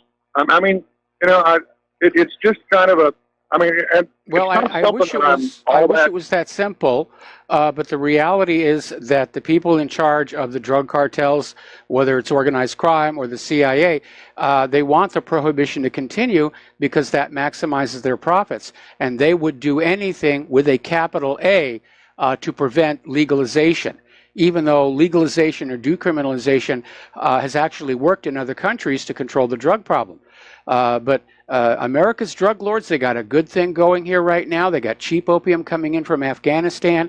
They got cocaine coming up from South America. These people are rolling in all kinds of dough. The banks are helping them launder the money and getting their piece of the action. None of these people would want that to stop. And they would use whatever political pull they had, or even, if necessary, assassination to prevent a movement to legalize. I mean, look how hard they're fighting. But look how hard they're fighting legalizing marijuana. I'm sorry, I'm not trying to talk over you. I'm not. But what I was thinking is that, man, if you could just tear down that barrier, then commerce could flow more freely. The Mexican people could benefit. You know, I mean, we have no need for a wall because we could share investment with each other without having to go through all the cartels, the politicians, the banksters, the thieves. I mean, to me, it's just, you know, and I, again, you know, I mean, it's kind of a new revelation. So, I mean, my heart and soul's not into this, but I just think that if we did away with the BS, you know, our peoples could interact more freely, and there would be a lot less tension than there is now, and a lot less need for them to try to, you know, cross into America if investment could flow, real investment could flow, but that's right now blocked by this insane drug policy, which just props up corrupt governments on both sides. Yes. You know what I mean? Yep. Well, because, you know, I love you folks. Please support RBN. Mike, you're my favorite person. I'm sorry I haven't been able to call for a while, but, you know, I was warned off about this, and I've been advised that there are things I can't talk about on air anymore well, with you. Don't talk about them on air. And I hate that. Well, don't talk about them on air. You know, keep yourself legally safe here. Right. I know. I can't name names, but folks, yeah, I mean, please support RBN. The only place you're going to find the truth. Mike, I love you. Give Claire our love, and peace out, brother. All right, thanks an awful lot here, and we're going to let you go. Now, if my theory is correct and the federal government is heading for a Soviet Union-style collapse, at that point, we could have a discussion about whether it might be smarter to legalize drugs, tax them, and get rid of all that, because the political machine that would preserve prohibition would be gone. But again, organized crime figures would be doing everything they could to prevent that. They'd be trying to bring back prohibition. A lot of people don't know this, but back during alcohol prohibition, a lot of these temperance groups, the anti-alcohol groups, were being actually funded by the gangsters and the rum runners. They didn't know it. The money came through cutouts. But as more and more talk of repealing prohibition went across the country, the gangsters spent more and more money on these groups that were out there screaming, we've got to keep the prohibition going, because that's what kept the profits going. That's what kept the money flowing here. Now, over in Chicago at the O'Hare Airport, a DEA drug interdiction task force stopped this Yuba City resident, Josh Gingerich, and he was carrying $29,000 with him. And they took it without charging him with any kind of a crime. He didn't have any drugs on him, and he tried to explain to them his business is he buys used trucks, renovates them, and then flips them over. And buying these used vehicles is pretty much a cash on the barrelhead operation. But the DEA wasn't listening, and now this guy is fighting to get back all of his money, because his business could be ruined by this. Civil forfeiture is completely out of control here. Over in San Francisco, apparently the conductors on the train system there are now issuing warnings over the PA system, warning riders to check their seats for hypodermic needles before sitting down. Apparently there are transient drug users on San Francisco, and it's another indicator of just how that city has gone totally downhill under Democratic leadership. And there was a witness, was interviewed on BuzzFeed, and apparently the warning was made over the loudspeaker at every single stop. Once again, please make sure there are no needles in or around your seat before you sit down. Apparently there was an incident where a woman did sit down, and jabbed herself on this used hypodermic needle. I just hope that whoever used it before her did not have AIDS. Now, as you know, Monsanto is facing a lawsuit. They've been sued by a farmer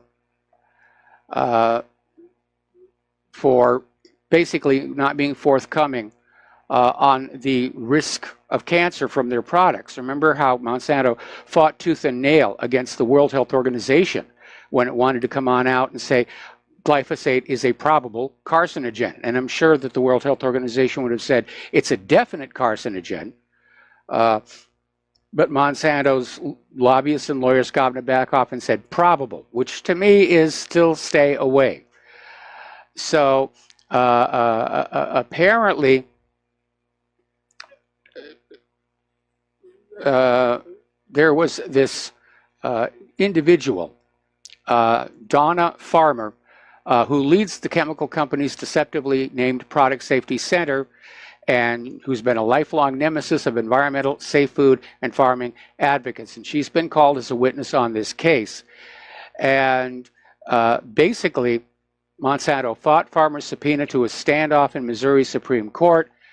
Monsanto's stonewalling meant that the San Francisco jury only saw clips of farmers' videotape deposition that was taken. Now, what's really interesting about this, the video shows Farmer emphatically denying that her role at the company was protecting Roundup until Miller confronted Farmer with her own email using those very words as her job description. All right, we're going to take a phone call now from Kevin in West Virginia. Aloha, Kevin. Welcome to the show. What's on your mind? Hey, Mr. Mike, I have a couple of things on my mind. The first one, there was a caller that was talking about prohibition.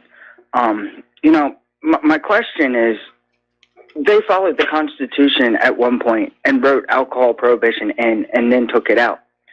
Under that scenario, because all these other quote-unquote drugs are not wrote in like alcohol was, how therefore then it can be federally illegal if it's not wrote in the Constitution like it was with alcohol? Well, the Prohibition Amendment was handled as an amendment to make it a national law. And this was in response to this massive demonization campaign. And so it took another amendment to repeal it. But the drug laws basically are passed at the national and state level. So it was more for the sake of appearances that prohibition was done as an amendment to send the message, this is permanent, this will never change. Of course, it did. Okay. And then my other thing is you had brought up Monsanto. It's interesting that you brought that up. I'm taking a college course, and it's bioethics and contemporary issues. And one of the things we were talking about was GMOs and GMFs. And I had gotten into it with a guy who works with Monsanto. There was not very nice words. I told him, your company, it's criminal and everything that you're doing. Well, I had found that there's a loophole with Monsanto that that the government does not require them to safety test their products. So how, therefore, can Monsanto say that their products are safe if they're not even safety testing them?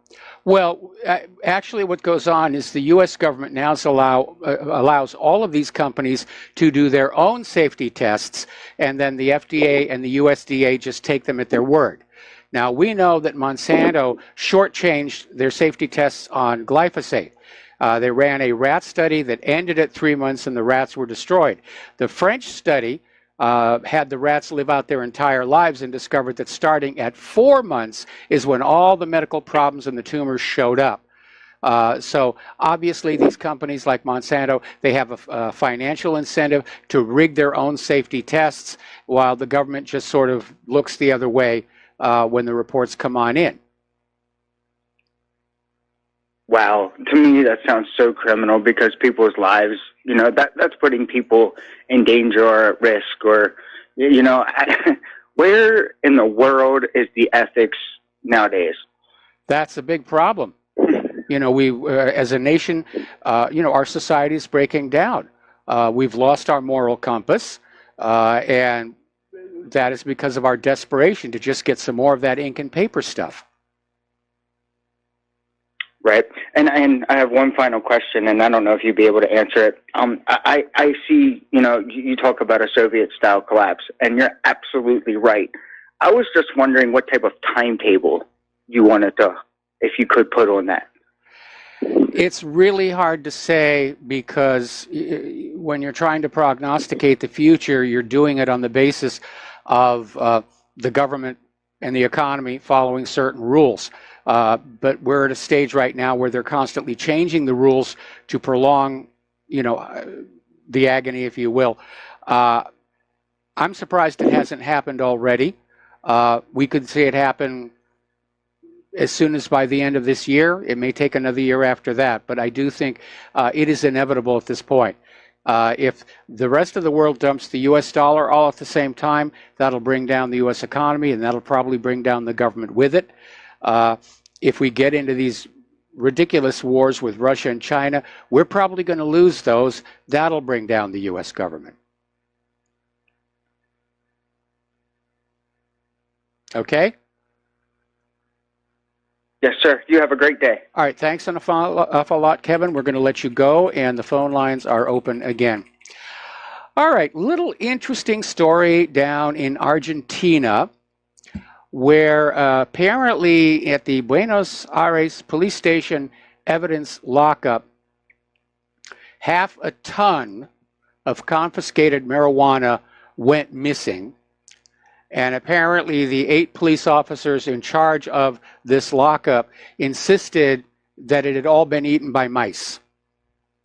Now, mice do eat and enjoy marijuana, but 1/2 ton? So the cops have been fired. All righty. More tech issues we're dealing with here. Okay. Let's talk about computers now for a little bit. Everyone's talking AI this, AI that. And of course, one of the first AI systems out there is IBM's Watson. About 2 weeks ago, we were talking about this Chinese AI being used to diagnose different types of brain tumors that was not only faster but more accurate than human doctors. And I guess IBM wanted to say, we can do that too.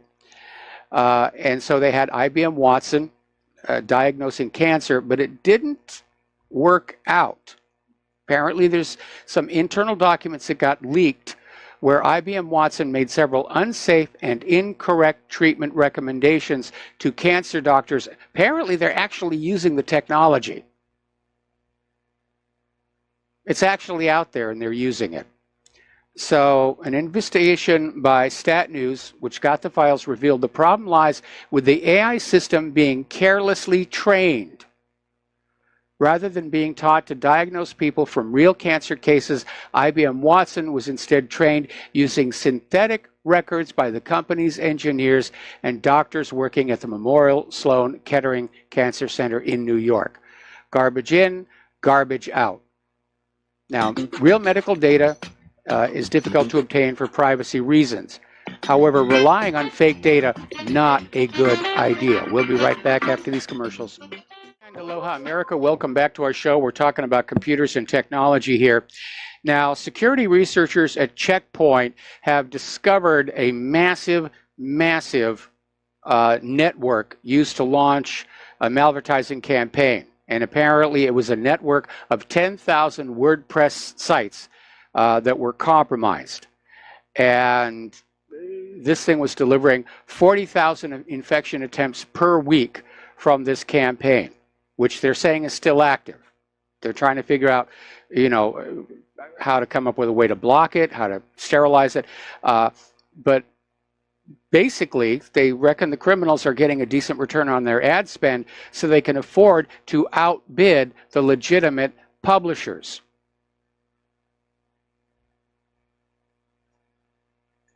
And apparently these malvertising campaign, spyware, cryptocurrency miners, ransomware, banking Trojans were all being delivered from these ads. And nobody in government seems to want to do anything about this. It's like open season on all of us computer users here. Story out of Christopher Ballin's website basically saying that one aspect of 9/11 that's never been discussed is how deeply an Israeli company was connected with U.S. airport computers. And Christopher Ballin is out there basically saying that U.S. airport computers were compromised by this spyware. Now, we know that Israel was also running security at every single gate that the 9/11 planes departed from. They were in this thing up to their neck. All right, we're going to take another phone call here. Bruce in Texas, aloha. Welcome to the show. What's on your mind? Yes, sir. Aloha. I'm away from my internet source, so I can't give you the exact headline, but it's in RT, and it just broke today. Trump was stating that he was at a podium that he would speak anytime with no conditions with the Iran leader, supreme leader. Yes. Yeah, I did see that. You did see that? Yeah, well, you know, Trump scored a lot of points for himself going to talk to Kim Jong-un. He scored a lot of points for himself going to meet Vladimir Putin. I think this is an excellent move. It may be a PR stunt. But again, with all of this making nice with Russia and North Korea, and now if he starts to do it with Iran, Trump has become a major threat to the military-industrial complex.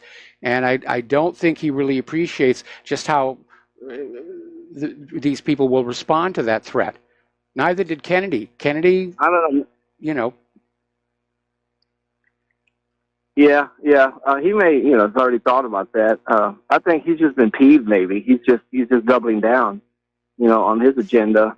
I'm glad to see it. I'm glad he's becoming more independent because his first year was rather disappointing on his foreign affairs. It looked like he was being led around by a leash.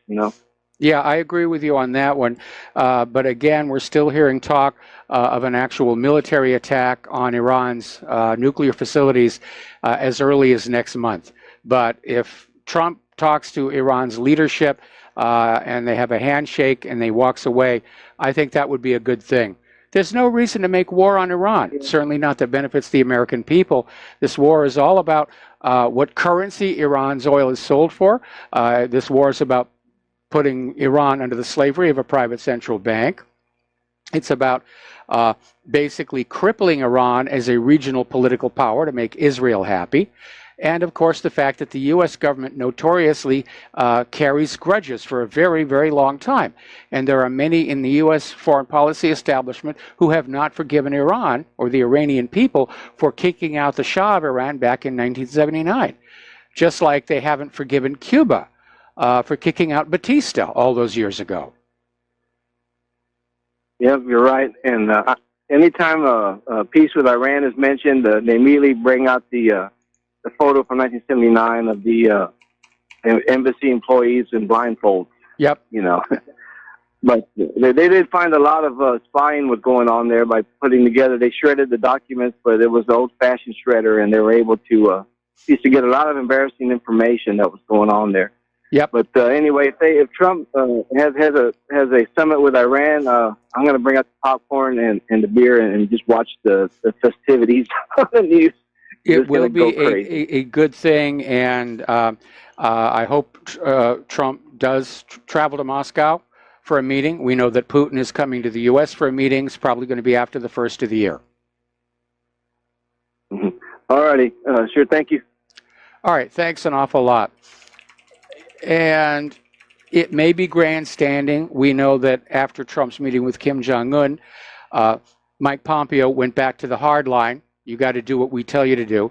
Kim Jong-un appears to be cooperating, dismantled that rocket testing station, and sent back those remains. Those are all positive gestures. Now, Kim Jong-un is probably now waiting for the U.S. to do something nice. Unfortunately, it's not going to happen because Pompeo's policy, like Israel, is you give us everything we want first, and then maybe we'll do something nice for you.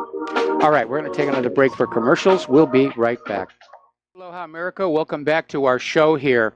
Over in India, they have launched a formal probe of the illegal data mining by Cambridge Analytica. And apparently the firm failed to respond to successive notices by the Indian government on whether it had harvested the user profiles of the citizens of India. And after getting the non-response, the country's apex investigative agency has been asked to launch a probe. So they're taking a look to what was going on here, and the government informed Parliament it has written to the country's Central Bureau of Investigation seeking an inquiry against the British-based mining and analysis firm. So we're starting to see the backlash from all this snooping on us here. Now, in the story of Facebook, there is a name that has been overlooked. It's like everybody looks at Apple and it's Steve Jobs, and only us real nerdy tech heads remember Steve Wozniak, although he's been in the media lately here. Well, the same thing is true with Facebook. And there was a gentleman, Aaron Greenspan, who was very integral to the creation of Facebook. And he was interviewed recently, and on the show he said he thinks Mark Zuckerberg is a sociopath and a threat to national security. And he was talking about Facebook's recent scandal, the stock's recent plunge, and why he believes the number of Facebook fake accounts are understated. Now, these social media companies make their money through advertising. And to make that money, they got to have lots and lots of readers. And they have been caught in the past faking accounts to basically cheat the advertisers here. Now, Kim.com has come on out. He's also slamming Zuckerberg. Pardon me, I've got the hiccups here. And he's saying that Facebook and Twitter are the ones who are meddling in the U.S. elections by skewing the public dialogue during the campaign season. And he says that they're doing 100 times more damage to democracy than all of the foreign meddlers combined. And .com basically said, be concerned about deep state social media companies like Facebook and Twitter. Because they've become the propaganda arm of the Democratic Party. They're gatekeepers. They want to control everything you see and hear to basically convince you that voting for the liberal Democrats is the only possible course of action. They want to make sure you don't find out about all the crimes and corruptions of the Democrats. They want to make you forget about how the Democratic National Committee cheated Bernie Sanders out of that nomination in 2016. That's their job. That's what Facebook and Twitter does now. They're basically trying to control the minds of Americans. Not with much success, but that's what they're trying to do here. Now, Twitter has come on out announcing new projects to measure what they're describing as the health of social conversation. And they're doing this in partnership with experts from the University of Oxford to basically improve the health of conversation on the platform. So they've engaged social psychology professor Miles Houstone and John Gallagher from the university, along with Dr. Mark Heerdink from the University of Amsterdam. They're going to study how people use Twitter and what impact that has on the quality of debate. And Twitter's announced earlier they would review proposals from outside experts into how to measure and improve the health of conversation over years of criticism over misinformation and offensive content spreading on the site. In other words, they're coming up with another form of censorship. And I'll be the first to admit, when I was still using Twitter, it got pretty rancorous in there. And there was a lot of abuse being hurled. And yes, deliberately fake stories and deliberately fake tweets are a reality of modern internet life, which is why you have to take responsibility to be your own best analyst. Don't let Facebook or Twitter tell you what is real news or not. You have to figure it out for yourself. Actually, when you get really good at it, it's kind of fun. This one is just silly. Apparently, an international group of university researchers has found that humans perceive the color of anthropomorphic robots the same way they perceive race in humans, by color. And they're out there sounding a warning that we're biased against black robots. Well, there is such a thing as paint. It's not like this is a permanent condition. And unfortunately, our cultural signals for black versus white go all the way back to the early cowboy movies, where the good guys always wore white hats and the bad guys always wore black hats. And so we grew up with it. It's ingrained in us that we think white symbolizes good. I'm sure most of you, when you go to church, that priest up there at the altar is wearing a white robe. So I think that was the shark, though. This idea that we're biased against black robots. I think it's rather silly here. All right, let's get into some medical stories here. This is coming from Blacklisted News.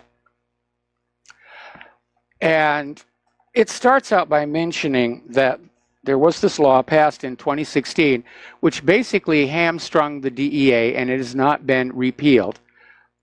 And it's led to this government pharma collusion in the opioid epidemic. And the major pipeline for trafficking opioid drugs starts with pharmaceutical manufacturers who are intentionally distributing opioids far beyond any legitimate need. They want you hooked. They want you addicted. Right now, there are 2 million opioid addicts in the U.S. There have been 300,000 deaths from opioids since 2000. And apparently there was this law in 2016 signed by Barack Obama, and it basically limited the DEA in its efforts to crack down on big pharma traffickers. In other words, yes, you can go after the street dealers, you can go after the guy who fixes trucks from Yuba, take his money, but you stay away from the big corporations here.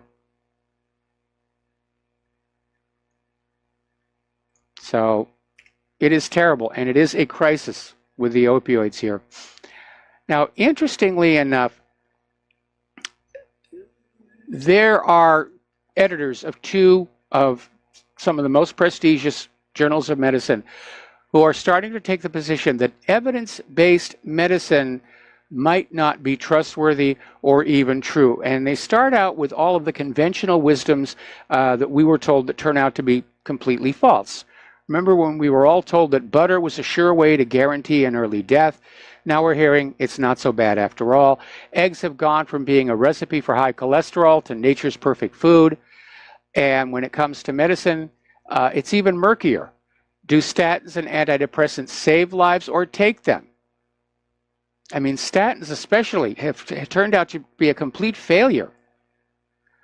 And if you're following the health industry and all those commercials on TV, you're probably getting pretty confused. And you're probably saying, you know, where is the evidence? But according to the Lancet's editor-in-chief, Richard Horton, the case against science is straightforward. Much of the scientific literature, perhaps half, may simply be untrue. Countless studies, and he should know, countless studies surely crossed his desk. Now, are these scientists who are making mistakes, or are they scientists who are writing journal articles in order to push a specific product? But without reproducibility, without double-blind studies, you can't really know. The former editor-in-chief of the New England Journal of Medicine, Dr. Marcia Angel, back in 2009 said it was no longer possible to trust much of the clinical research being published or even to rely on the judgment passed by trusted doctors and other medical authorities. She said that basically her 2 decades as an editor opened her eyes to the deceitful ways of so-called evidence-based medicine. It's all driven by money. And you begin to realize that Hippocrates' admonition to first of all do no harm has been kind of abandoned. I mean, Claire and I will sit in our living room and we'll watch TV and we'll see these ads come on for all the new modern whiz-bang medications, synthetic molecules, patented, market exclusivity, and we'll listen very carefully to that rapidly talking person at the end of the commercial who says, you know, if you take this drug, all kinds of bad things can happen. And you should be paying attention to that. And the last thing you should do is go into your doctor and say, I saw this really cool commercial for a medication I think will work. Now, apparently, insulin is the latest drug to see a major price increase, provoking a new outrage. And the problem is that 3 companies control 99% of insulin production in the United States. They effectively have, if you will, a cartel. So, again, it's all about the money. It's all about the money. There's been an issue apparently over at McDonald's, and apparently 123 people have contracted serious gastrointestinal illness from McDonald's salads. And the source still remains a mystery. So, not that I eat at McDonald's anymore, but apparently this problem has been linked to all 4 of the salads on the menu and involves a parasite called the Cyclospora, and causes vomiting and diarrhea. It can start a week or even more than a month after eating the contaminated food. So that's a problem there. Now, probably every time you go into a gas station or a convenience store, you'll see these grab-and-go sandwiches. They're there in a little case. They're being kept warm under light bulbs. And you grab and you open them up and eat them in your car. Well, Lipari Foods has issued a voluntary recall of Primo brand and Fresh Grab turkey and Swiss sub-sandwiches for possible Listeria monocytogenesis, which can cause serious and even fatal infections in young children, frail or elderly people, and others with weakened immune systems. Now, they say healthy individuals suffer only short-term symptoms, high fever, severe headaches, stiffness, nausea, abdominal pain, and diarrhea.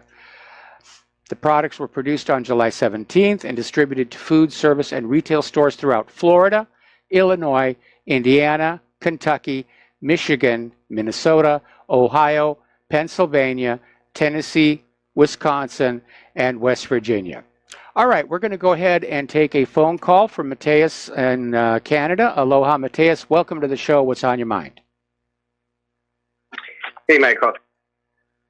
Regarding that AP hit piece article against Trump that was featured on Drudge Report over the weekend, and it was regarding that some establishment media reporter personality is imploring Trump basically to stop being Hitler.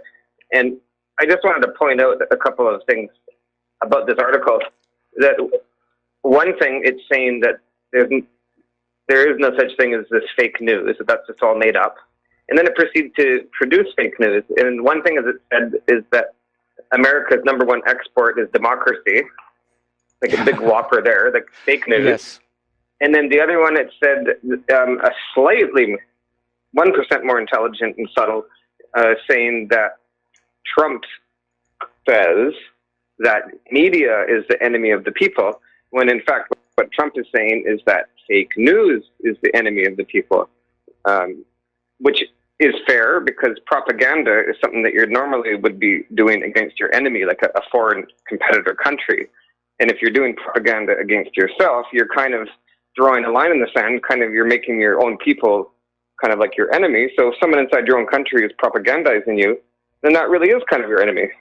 And it's just so shameless. Like Trump seems to be, Drudge seems to be on board with this featuring, so hundreds of millions of people can read this article. And so there, I wanted to say that, and I wanted to tell you in a new original joke. Okay. Okay. Why are extremist mountain climbers spending so much time camped out on the side of the mountain, in their base camps, and their shelters? I don't know. Why are they spending so much time camped out on their tents, stuck to the side of a cliff? Because they're addicted to sports that are intense. Okay.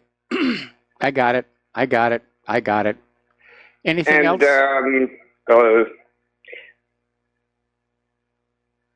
No, that's it. All right. Well, thanks an awful lot for the phone call. We're going to let you go. And the lines are open again here. All right. More health news. Apparently in Terrebonne Parish, Louisiana, positive results for Naegleria fowleri in water supplies have come back from independent testing. This is that deadly amoeba that eats your brain. And the Terrebonne Consolidated Waterworks District is saying they're going to put a different disinfectant in there. This is starting to smell suspiciously like Flint, Michigan, where they, in order to save money, they went with a cheaper chemical that turned out not to do its job.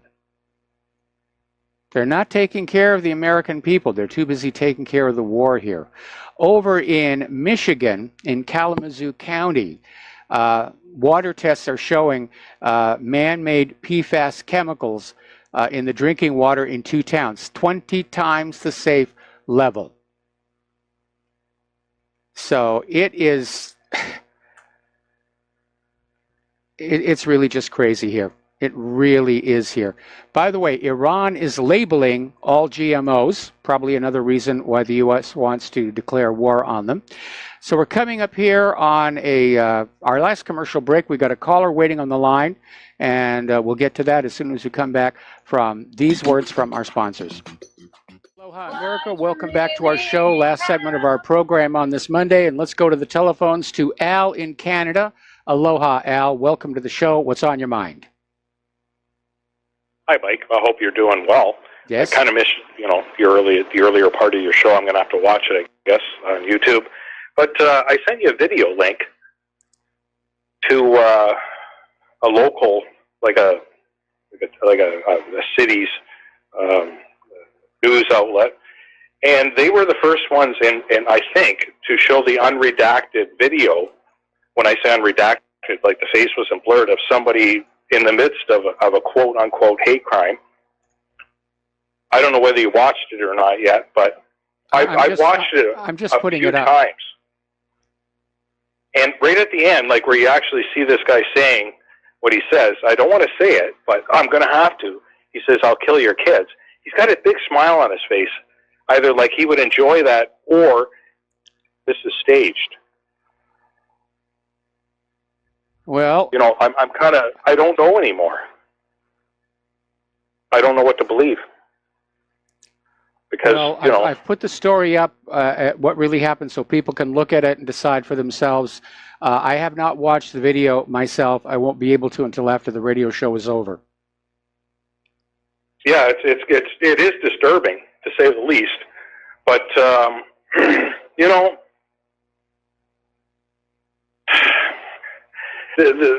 we're not living in very good times right now. This is actually awful. I think the whole world's bankrupt, morally and fiscally, except, for the up-and-coming countries that we've been looting for who knows how long now, I guess over half a century, and we want to continue doing this. And, eventually it's going to come to an end because there won't be anybody left to loot except ourselves. Yep. Mike? It's kind of sad, but I guess society's kind of breaking down, don't you think? Yeah, it is. Our society is definitely falling apart. We're seeing, societal craziness, and again, parallel with ancient Rome. The closer they got to the collapse of the Western Empire, the more bizarre everybody's behavior became. And then they have, apparently people are having these psychological episodes where they're calling it Trump dysfunction, dystopia, or whatever. What was that called? Trump derangement syndrome. TDS or something? Yep. Is it? Come on, this is getting insane here. We're right into the outer limits. Yeah, of what what's happening in those Nunes files, or I should say, what Nunes says about those unredacted pages, will probably clear a lot of light. Well, at some point, something has to break, and I agree with the analyst who says the Department of Justice and the FBI are just trying to stonewall this out to November in the hope that Democrats will take control of the House of Representatives and vote to shut down all these investigations. That's what they're doing. I believe literally that. betting the farm. All right, well, listen, there's the music. Time for me to get on out of here. Stay tuned for John Stadmiller. I'm sure he's got a lot of interesting things to share with you. Please take what you learn here and at whatreallyhappened.com and share it with everybody that you know. We're in a war to get the truth out there against a tsunami of total lies. Please support Republic Broadcasting. Please support whatreallyhappened.com. We'll be back tomorrow. Aloha, America.